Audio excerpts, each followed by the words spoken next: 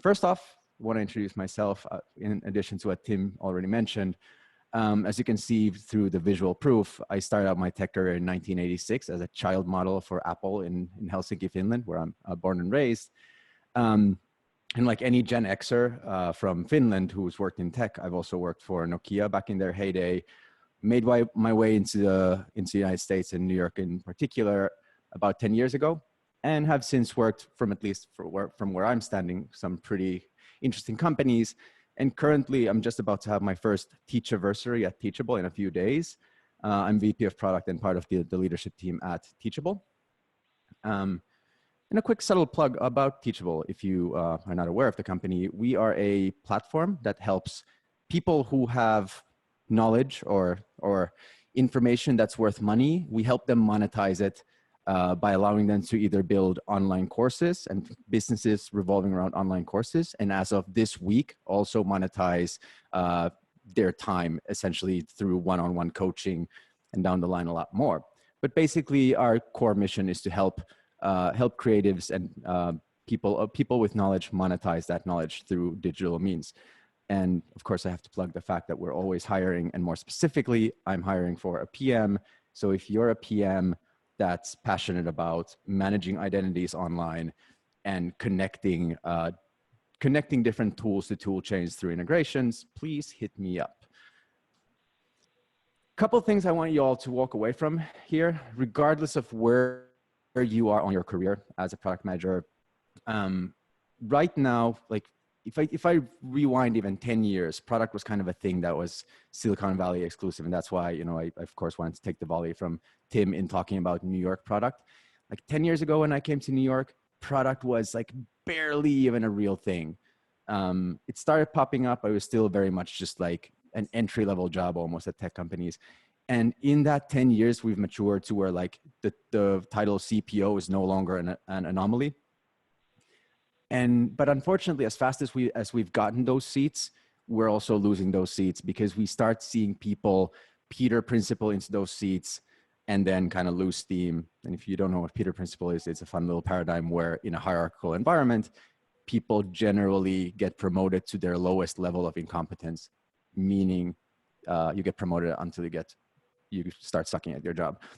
Number two, when you get to that top of the functional pyramid, kind of once you get into these leadership team levels, you have to shift your paradigm. It's no longer just the same thing you've been doing, just bigger, better, faster, stronger, larger responsibilities.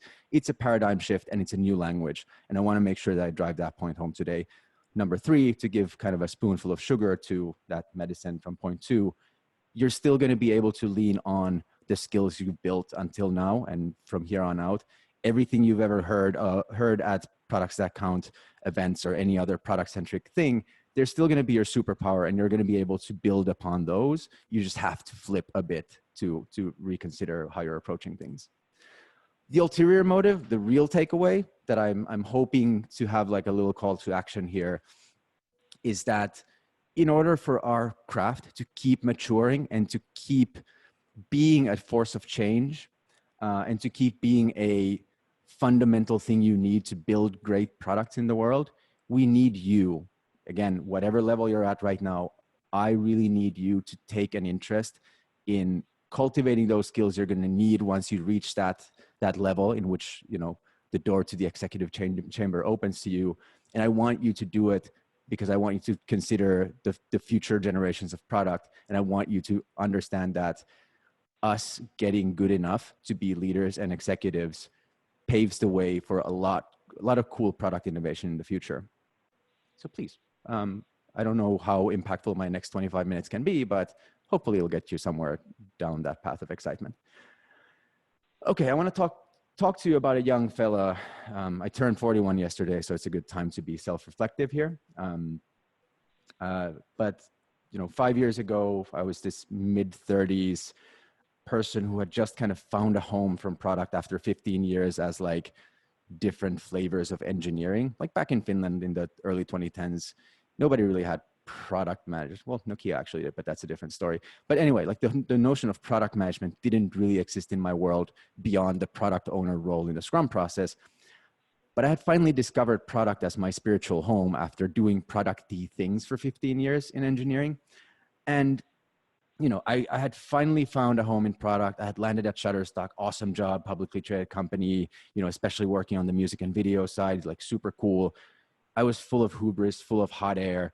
I knew how to execute, I knew how to research, knew how to be super customer centric. I knew how to like rally together cross-functional teams and get them all like locked and loaded and building great products. And I thought that that's all there is to it. I'm just going to ride this wave, like press on the gas.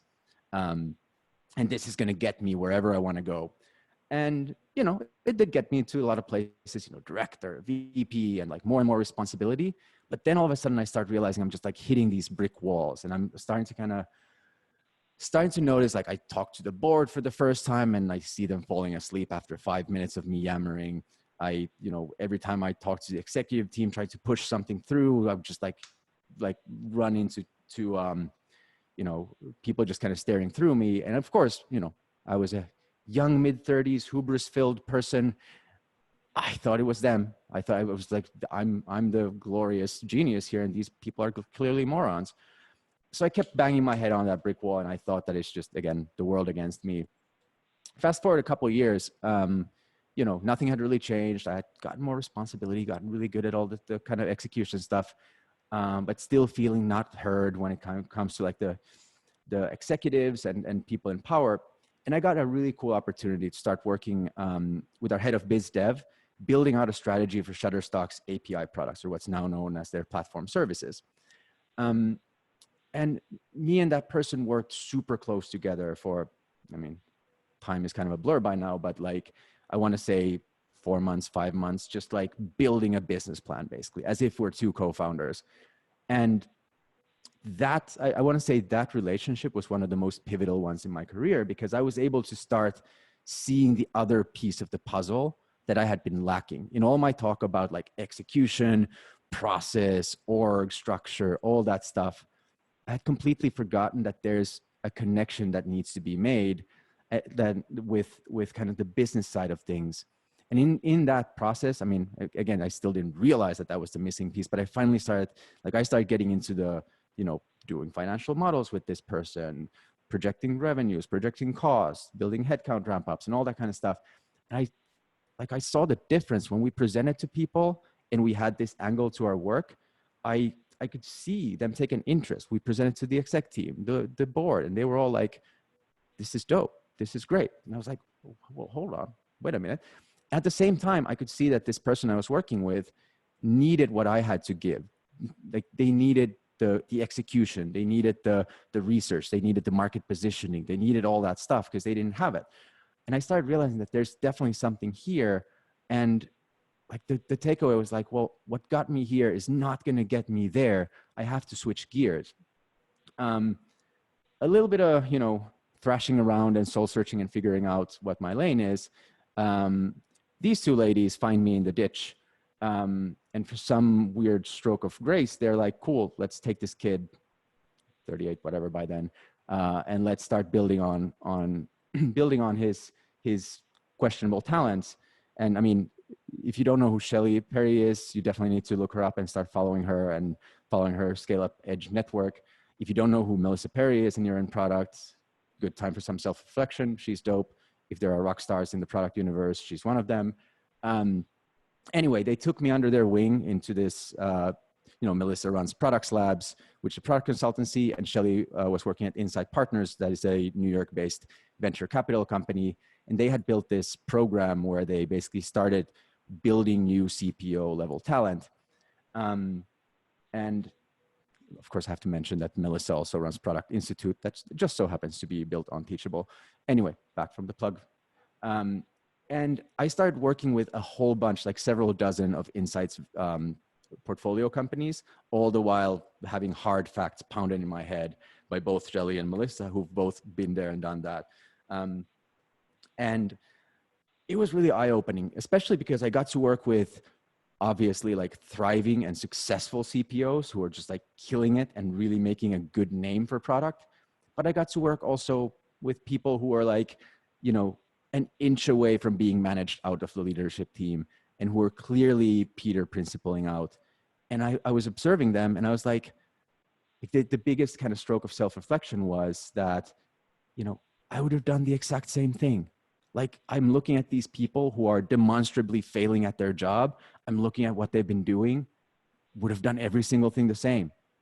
They were all kind of like, they were product people, they were execution people, they were, you know, agile people, they were user research people. They were people who are so like grinding in those like product fundamentals, but just hitting a brick wall with their executive team fellows. And I started kind of reflecting on like the basic career progression of a product person. And of course, this is true for other functions as well. But like, if we ignore kind of the gnarly road into product for a minute, I'm sure everybody's got a crazy story about how they landed their first product job. But, you know, you start from, you know, being a PM, maybe you become a senior PM, you get a little bit more, you know, ground to cover and so forth, become director, you start managing people, but you're still managing product managers. You're still managing, you know, the art and the craft of product. VP, still same thing. You trade off on your product expertise. You're, you know, you're a badass product person. That's your thing. And then you find yourself in the executive team, and suddenly it just doesn't work. Your first team, your team is now people who don't give two craps about the product stuff. And oh, by the way, your extended team, the people you're somewhat directly accountable to, is a board and a bunch of investors. They don't give two craps about your sprints. They don't give anything, none of the velocity, the user research insights, none of that matters at all. And the paradigm shift that has to happen is, up until now, you've majored in product. I'm stealing some phrases from a great CPO from the Insight portfolio called Gijo Matthew from VTS. You have to stop majoring in product. You're now majoring in business, minoring in product. You have to start replacing your product talk and replace it with business talk. And the question is like, kind of why? Like, why? Like, we spend so much time, like all of these webinars and all this time you spent building your product craft, it's all valuable. You should be doing that. It's super important. But at this level, you have to start supplementing that vocabulary or augmenting it, because, you know, let's face it, you're coming into a world where, you know, people talk in the language of business. It's all about financial outcomes. It's all about investment theses, capital allocation. But underneath, the things that we hold dear, the product, the approaches to building product, the iteration, the exploration, all that stuff is still what ends up creating those. But now you have to create that. And the biggest reason why you have to do it, instead of coming into the exec team and being like, yo, you guys need to now understand there's this like world of product. You have to start talking in this way. This is what the option is. And this is what's already happening. When you're thinking about who is the person responsible for product in the executive team, and please forgive my pretty crude stereotyping here, but we were starting to see people who come from kind of a pure business and strategy background. Maybe, you know, hold an MBA. Maybe they work at McKinsey or Bain. You know, maybe they worked at a number of venture capital companies. They talk big business game. They can, you know, recite every single acronym you've ever heard, you know, out of thin air. They live and die through the P&L. Every single thing is about financial outcomes, and they can wrap a board around their fingers, no problem. Downside, they've never done a second of hard time in the trenches. They've never built anything. They don't know how to execute. They don't know how to work with engineers. They don't know how to work with designers. They don't know how to work with other product people. And most importantly, they have no clue what the customer even means. For them, a customer is just a lever to make money on. Whereas then there's the other side, which is kind of us, our stereotype, which is the product person who's grinded it out in the trenches, built products, you know, made those, like, just paid their dues. They know how to work with engineers. They know how to work with design. They know how to execute, and they're most importantly connected to the customer, and they know all this stuff very well. But like I said, they fail to connect with other execs. They can't really make those cross-functional connections that way. They don't necessarily close the loop on financials. And when it comes to board relations, investor relations, they flat out bomb. The thing is, this is what happens when push comes to shove. The latter profile loses. And why? That's because at the end of the day, it's just business. But the important thing is, guess which gap is easier to fill? I'm willing to bet a lot of money the latter person can make up their shortcomings much easier than the former one can for theirs.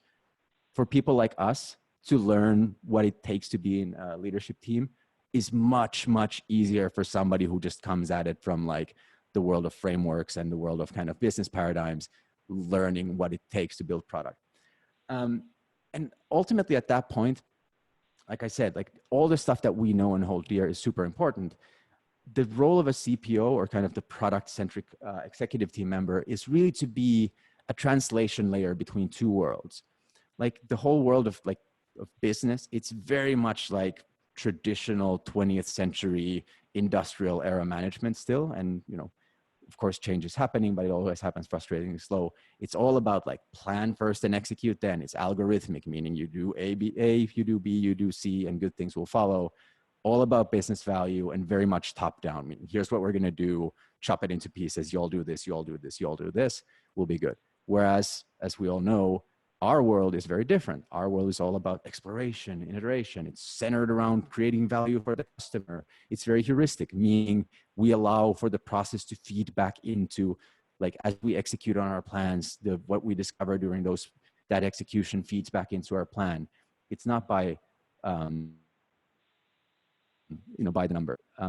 Most importantly, there's a lot of elements of bottom up there, meaning you kind of get guidance from the top down, but all the magic happens bottoms up, meaning, you know, the details, the real discoveries happen in the weeds when you're facing with the problem. I'm not going to go into this topic, but I do want to say that a big platform to stand on for product leaders in this is the emerging art of product ops.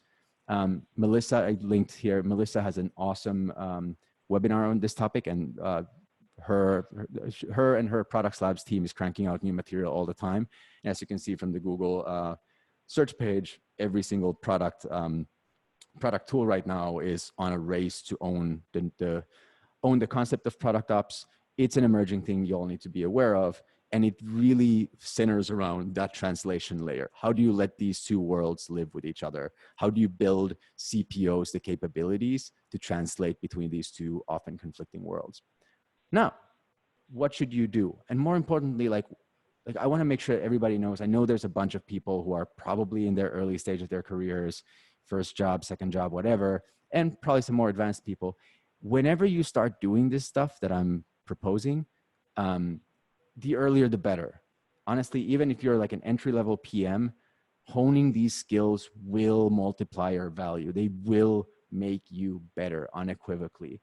They'll be critical, or not just critical, mandatory after a certain stage. At any point in time, they will be immensely valuable. Number one, I want you to remember that product is still your superpower. When it comes to, you know, forming connections with different executives or boards or investors, it's still just kind of figuring out and researching what does this person or this person's group or their segment need, figuring out what they worry about, what excites them, what blocks them, what are they losing sleep over, what do they get giddy about, and then empathizing on like, what would it take to walk a mile in their shoes. Then you drive value. You figure out how you can position yourself as an asset to them, whether it's the CEO worrying about, you know, are we going to grow fast enough to be valued based on our growth, not our EBITDA? Or is it the CRO who's worrying about, are my salespeople going to hit their quota so they can get their Christmas bonus? You know, you have to understand what they're worrying about in order to drive value. And once you drive value, you can then start learning from that relationship and iterate. Basic product stuff. This is still kind of the work you have to put in order to thrive. So never forget that, like never forget the basic axioms of what we do every single day for our customers. You just have to kind of tweak your mind to focus on a different group of people, users, if you will. Really critical, and unfortunately a bitter pill most people push off, but I'm here to tell you, you have to do it someday. It's kind of like going to the dentist. You have to learn the language of business. You can't do product after a certain stage without being fully fluent in every single gnarly acronym people throw your way. You have to be able to look at you have to understand business models and compare them and contrast them and kind of figure out how a company makes money. You have to be able to read P&Ls and balance sheets and not just kind of, you know, read them with a glossary. You have to like be able to like read them and have conversations about them. You have to understand the basics of accounting. What is COGS? What is CapEx? What is, what is labor cost? What is non-labor cost? What are all these things? You have to understand unit economics. If you can't understand basics of how do you define lifetime value, how do you understand, gross versus net profits, you can't have that conversation. And ultimately analyzing businesses, analyzing their valuations and so forth, you have to do that. It really is critical. And like the door to the executive team will forever stay closed without this stuff. I didn't give a caveat early on. In product, everything is of course always context sensitive. Most of what I'm here to tell you is about SaaS companies that are venture backed. That's where that's my jam. Most of y'all are probably in venture backed companies. And in order to really fully understand how an executive has to work and what's expected of them, you have to understand the world of venture capital.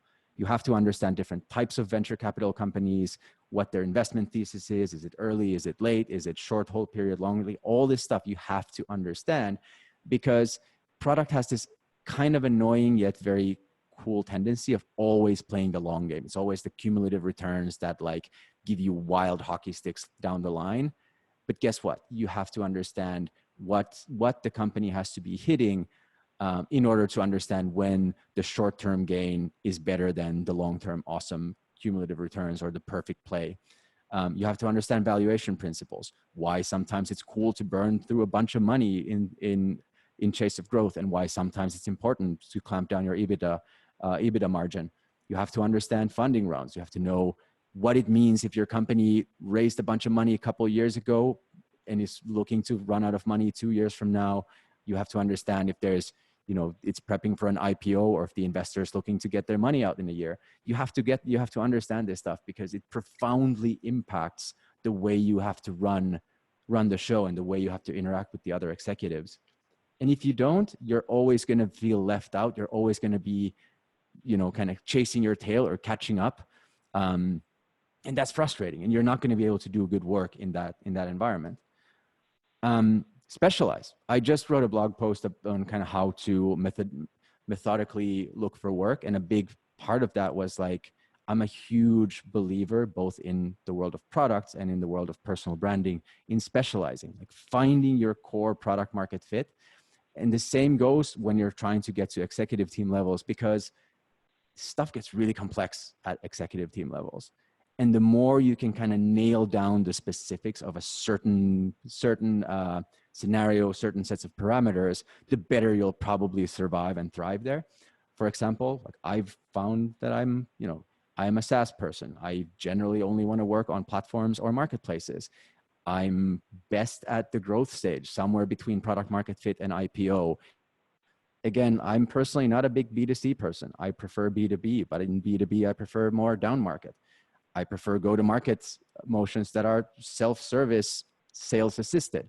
Guess what? That's why I'm a Teachable. All these things, check. That's my forte. I'd be a fish out of water in a different type of environment.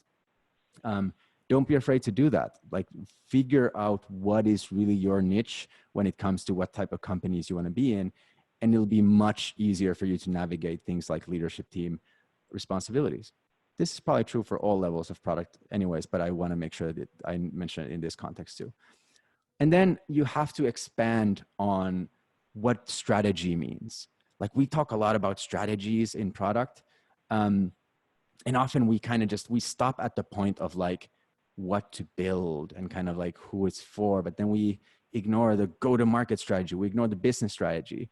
And again, at that level, any product strategy that has any air between the company's business strategy is not really a strategy, and it's somewhat worthless. So you have to start expanding on what being strategic means, and you have to start connecting not just with like what is the thing that we want to build and why is it desirable and so forth. It's also like, how will it make money? How will it fuel growth this year, next year, the following year? What are the unit economics, the whole 9 yards? And then the kind of annoying part, you can't really be an effective executive without confidence. And this is where I can't really help you.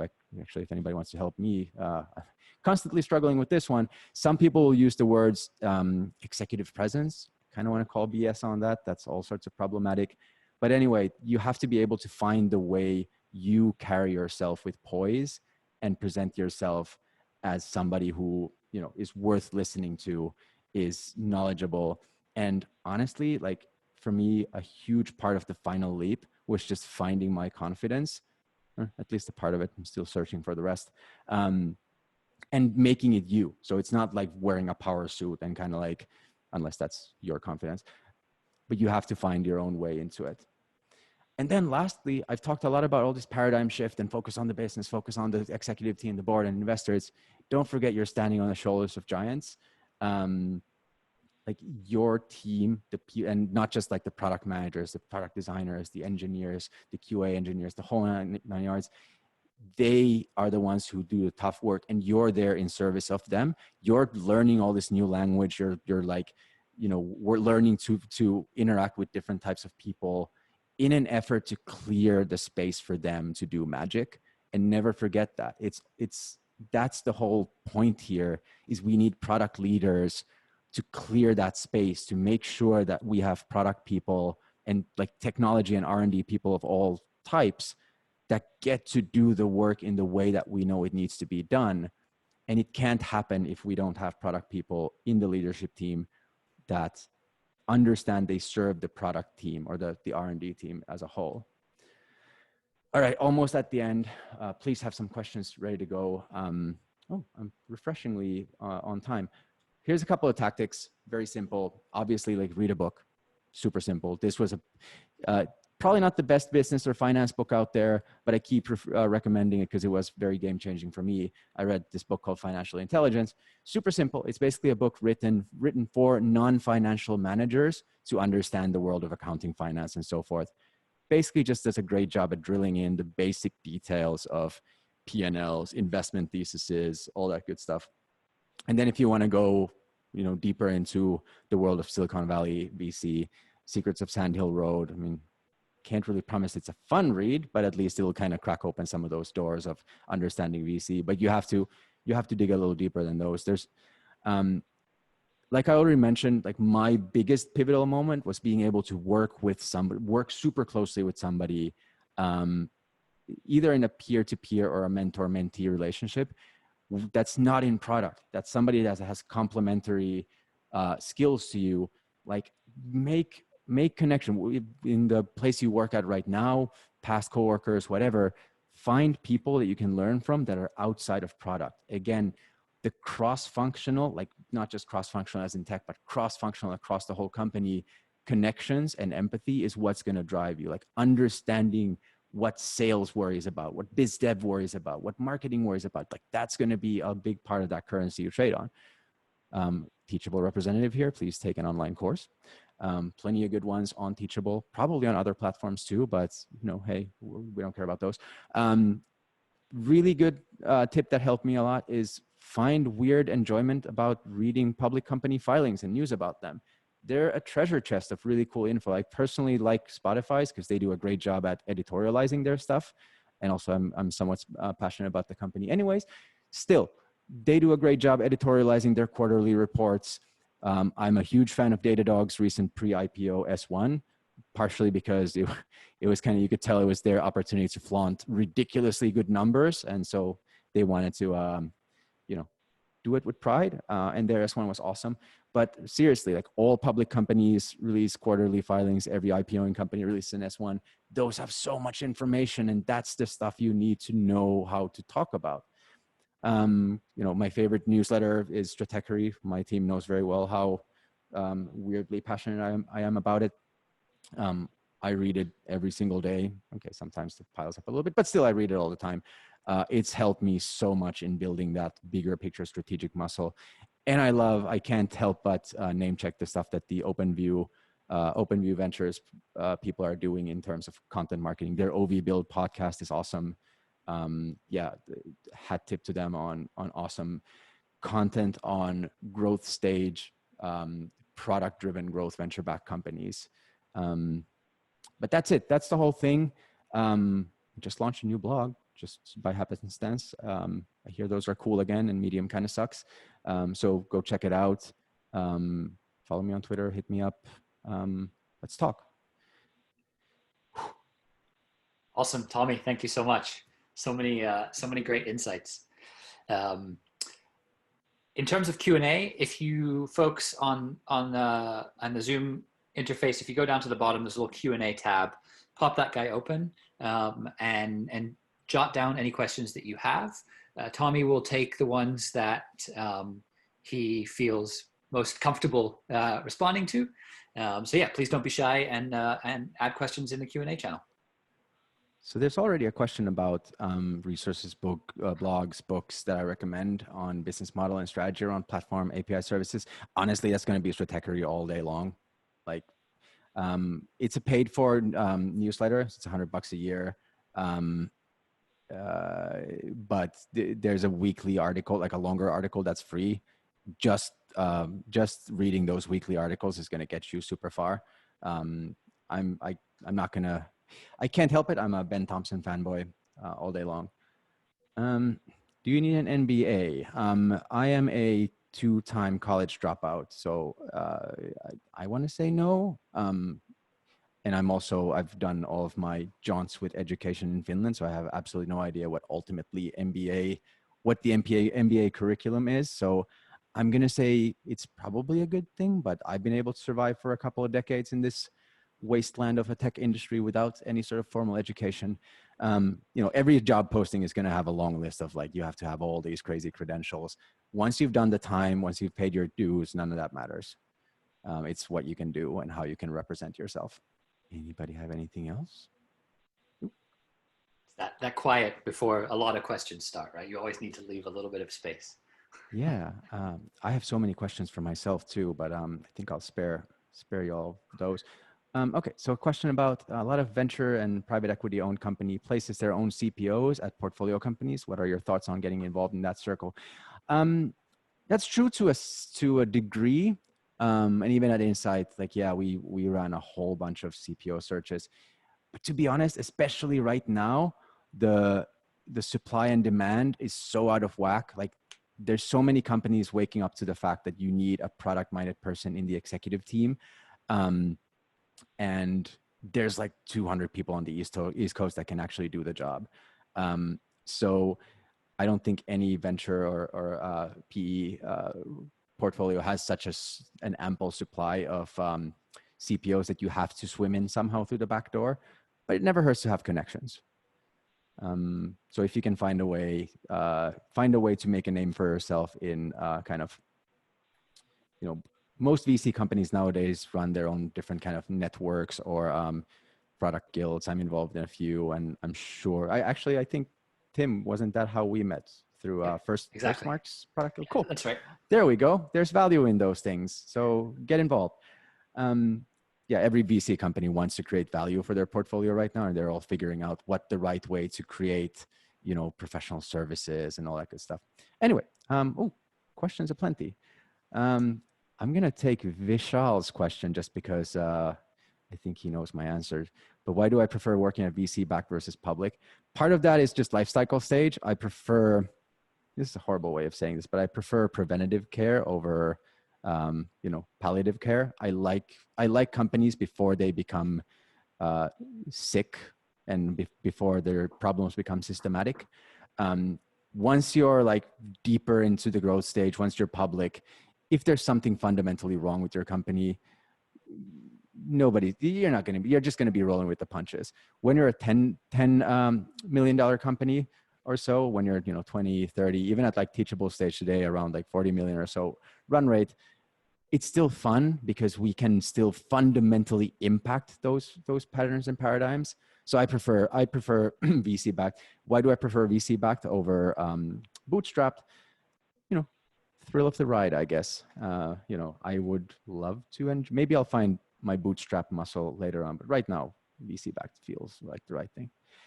Any predictions on how product leadership might change in light of recent changes due to COVID, more remote work, different industries popping up, others failing, etc.?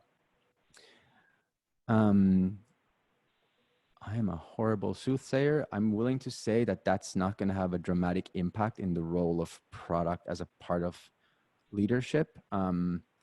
I would take a wild guess that it's just slightly going to accelerate it, especially because, as we all know, at post, WeWork meltdown, suddenly being, if not profitable, at least somewhat conservative with spending became exciting, and being able to pull product levers to play with, gross margins, play with EBITDA margins, play with growth rates is actually really powerful. Without product leadership at the executive team, you're kind of just like blinding, throwing money at things. So I want to say from an optimistic perspective that, the supply and demand is going to remain pretty warped for a while, and companies are going to need product leaders more than ever. Okay, can I talk more about the CPO accelerator that I worked with? How did they help my career, and what's the best way to connect with them? So I was kind of a guinea pig. I was their first play toy, if you will. They hadn't really formalized the curriculum yet, which was awesome. Like I got the full attention of like incredibly advanced people, not just Shelly and Melissa, but like the whole kind of insight network there. And how did they help my career? Well, I mean, I would be nowhere near where I am, this refined 41-year-old gentleman sitting before you, without them. Like I owe them a massive, massive depth of gratitude. Just kind of the perspective that gave me you should definitely look up Shelly's talk in last November's New York Product Conference, and you get like a little glimpse of what working with Shelly Perry is. It's incredible. The best way to connect with them, I think I linked it in the deck. It's very simple, cpoaccelerator.com, if I remember correctly. Super hard to guess, but I think that's the way. So, Melissa Perry runs that show, and any which way you can contact Products Labs is probably going to be the best way. What am I thinking of my personal next stage of growth? Woo! Now we're at that tough questions for myself segment. I don't honestly know. I'm actually having so much fun at Teachable that I'm almost forgetting to plan for the next stage. Right now, like the way I look at my job at Teachable, like it is honestly the first time I'm getting to like try my own 2 feet with all this stuff. It's been fun. It's been going pretty well for the last year. I just want to ride this wave out and then think about like, what does that mean? Do I want to do the same thing at a bigger company? Do I want to expand? Like, I actually do have a relatively firm thesis that CPOs are the COOs of tomorrow. Brent Turetsky, the former SVP of product at InVision, just made the move to be a COO now. And I'm kind of following from the wings on how Brent's move goes, because I do think that it's logical for product leaders to actually start looking at operations and kind of running the whole show from that angle. So maybe that's the direction I take. Who knows? But right now I'm thoroughly enjoying what I'm doing. So what did you do to position yourself for CPO roles? Exec roles don't get listed in my experience. Yeah, those are kind of weird that you generally don't. Like Teachable was interesting in that I actually applied through the front door. I sent them an application, and obviously it's not a CPO role in title, but it's still a leadership team position. I sent them a resume, like plain and simple. All the other roles I was interviewing back then, so last year, some of them were like VC intros, some of them were, colleague intros to CEOs. Frankly, it didn't make that much of a difference what way I went into the pipeline at that point. Ultimately, it's just all how can you sell yourself. And for me, the unlocked part was like before my experience with Insight and before my experience with like Melissa and Shelly, I was never able to convince the CEO. I was never able to convince the CFO. I was never able to articulate what I do in a way that resonated to them. So, getting into the pipeline for exec searches is a problem in and of itself, but how do you then get the job? Like, again, I just wrote a lengthy blog post about that. I would venture a guess that for a lot of product leaders, it is failure to connect on a business level, and coming in and talking all product and kind of boring the CFO and the CEO to sleep. And there also CPO roles don't really get listed. There are resources like there's Exec Thread, which is kind of behind this, like if somebody knows some companies looking for CPOs, those get rounded up to a newsletter and so forth. But a lot of those roles, you have to get networked and you have to get out there. You have to, you know, you get to talk at a Products That Count webinar. You do those things to put your name out there. You launch a blog in 2020 or whatever. It is all about kind of who you know and who knows your thing. I like that you highlight the need to have confidence, use the language of executives, and understand high-level business concepts. How much do you think previous success outside of your current company versus demonstrated skills plays into promotion to the exec level? So there's kind of two questions. There's the promotion, and then there's the getting the job version. Getting a promotion in a current company, I don't think previous success is just, it's like a demo of your skills. If you think about you as a product, it's kind of a validation, but that's just one way of showing you have the skills to do what it takes. In terms of getting a promotion in a current org, show up, show your worth, show what you're made of. When it comes to getting the job, sure, you have to have, just to kind of make it to the calls, the first screeners, the interviews, you have to have something that shows that you can't just be like, you know, yo, I was a customer service rep last week, but I really know the business and I'm super confident. So yeah, you of course have to build some collateral, but at the end of the day, it's just about how you sell your product. You know, like I said, I've never gotten a degree in my life. I've skipped from, like, I had a decade plus of tech and I had to like really work to get my first product job, because that's the unfortunate truth about product and also about executive teams. If you don't have certain keywords in your CV, you have to work extra hard to get that first gig at a certain level. What have you learned on your job that you never thought you would? What does your day-to-day look like?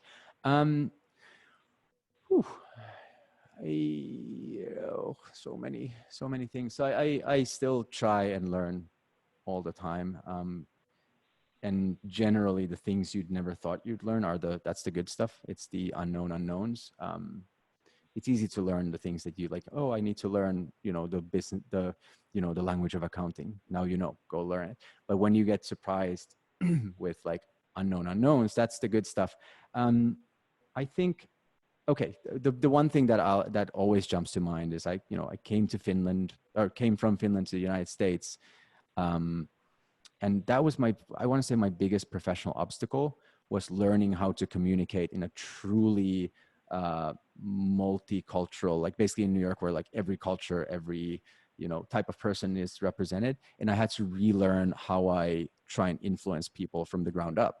I never thought I'd have to learn that, but that ended up being such a huge, now people are just thinking that I've learned it. I'm still working on it every single day, but like having to be super thoughtful about how to convince or how to influence a person I'm talking to, I never thought that would be a pivotal part of my skill set. That has nothing to do with what my day-to-day looks like. My day-to-day looks like trying to stay out of the way of my team. They're all awesome and do a great job. I try and be an asset to them by giving them kind of guidance and clarity and so forth, and to advocate for them when it comes to, the Teachable executive team, and make sure that I clear that space for them to build the product. Like we just, for example, launched our coaching product. All credit and glory goes to the cross-functional pod that built it. They grounded it out. Like I stayed out of the way. Like every now and then I put my head in. It was like, you all good? You all doing good? You all need anything? You all need a back rub, any water, whatever.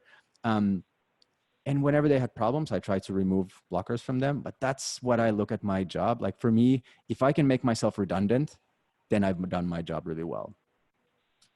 It's kind of a non-answer. I have a hard time. If I look at my calendar, I'm like, whoa, that's a crazy day to day. But if I think about it, like, what do? I don't really know. Ian is asking, how much has your product blog helped with your visibility to the product world? You know what? I don't really know. I mean, numerically, it's not it's not ranked as the highest rated blog in the United States or the world. But every now and then I run into like crazy situations where somebody's like, I read your post, it was awesome. So sometimes that one reader might actually be the right reader. I don't really think about it that much. I write it because I consider writing a form of thinking. I think that every time I write about a topic, I actually learn about that topic. And if it so happens that somebody reads it and hates it or comments back on it or loves it or thinks more highly of me, it's great. But that's never really been the reason I do it. Yikes, these questions keep on coming.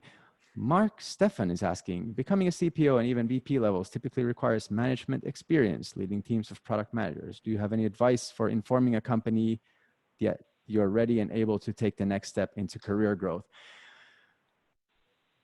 I don't know how to answer that, frankly, because I was kind of in the lucky scenario that like when I came into product, I had already done a whole bunch of people management in a different context. And I kind of, like I said earlier, everybody has a wild and wacky entry story into product. I was lucky in that I had actually done I had, paid my dues in an adjacent function. So it's easier for me to just be like, okay, hey, I'm here, ready to lead teams, ready to climb the ladder, instead of kind of, grinding it out at a specific level in product for a while. So, I know, Mark, we talk a lot about these things. I can't help you here. I'll try and give you a bad answer in private. What were the most important things that helped you accelerate your growth from a mid-stage PM to CPO? Do you find exec coach, PM coach helpful in your product career growth? So, I mean, obviously the tailwinds coming from like a long tech career helped a whole lot, but kind of, exec coaching, I've never tried it. I've heard it's really good. It's expensive. If you're going to get somebody to pay for it, I'm sure it's going to be worth your while. I'm actually curious. Please report back if you do it and it turns out it's awesome. I've never done it. When it comes to PM coach, I'm kind of an autodidact that I've never really taken any formal, 2-time college dropout. There's my reputation of formal learning. I've never done any formal curriculums or had a coach, but I ingest information as much as I can. So in a way, I've got dozens and dozens of coaches.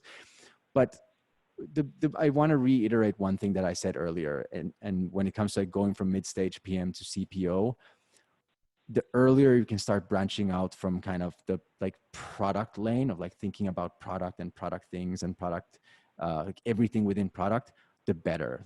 Really spend some time in the sales world, learn about sales ops, learn about marketing ops.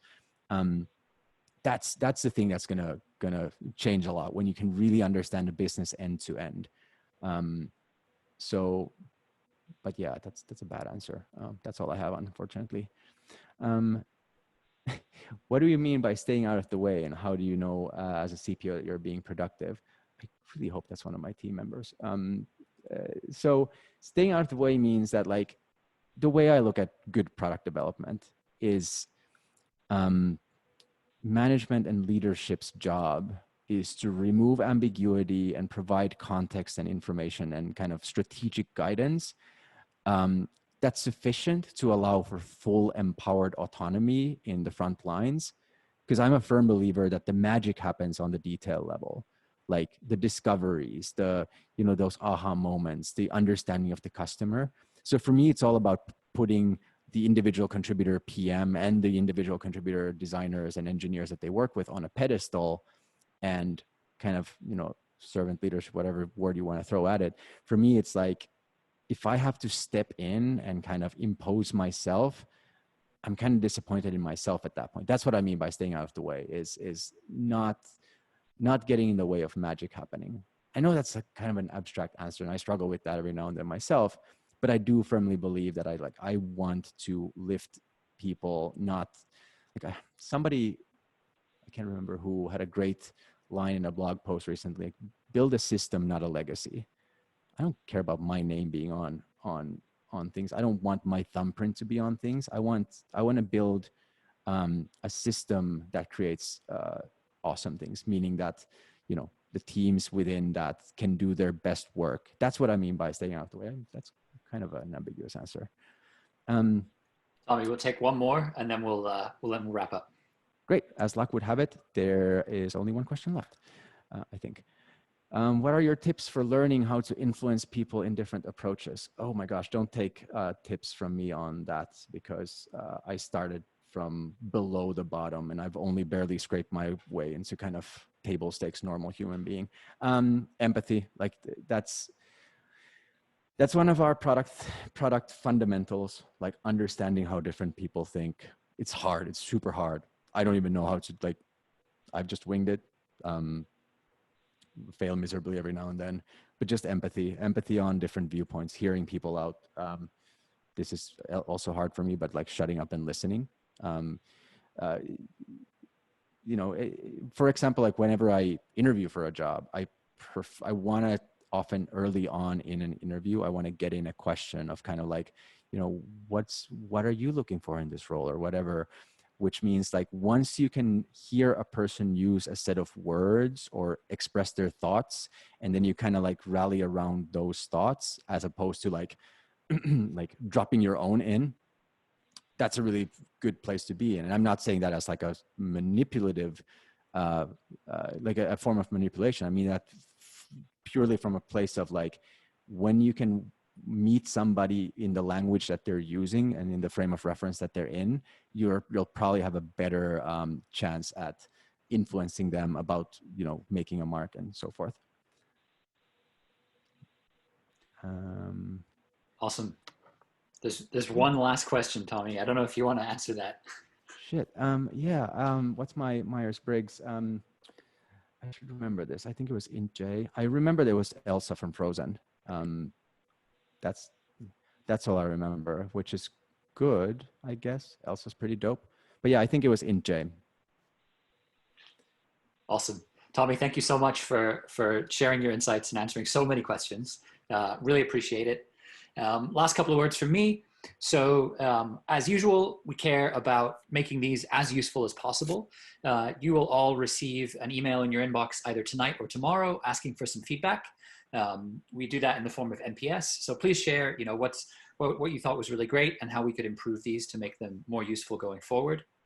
And then last plug from me is next month's talk will be on July 15th with Asha Gupta, who was a longtime Squarespace PM, and she will be sharing her thoughts on how to build great creative tools for customers. So thank you so much again, Tommi. Thank you everyone for coming out, and hope to see some of you on Zoom next month. Thanks everyone for showing up. Really appreciate y'all. Thanks everyone for attending, and thanks to Tim and Tommi. It was a great presentation. We'll see you guys next time.